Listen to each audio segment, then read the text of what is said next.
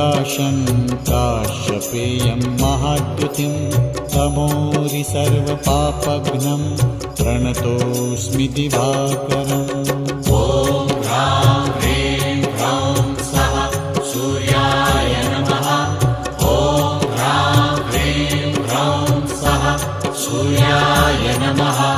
जपाकुसुमसङ्काशं काश्यपेयं महाद्युतिं तमोरि सर्वपापघ्नं प्रणतोऽस्मि दिवाकरम्।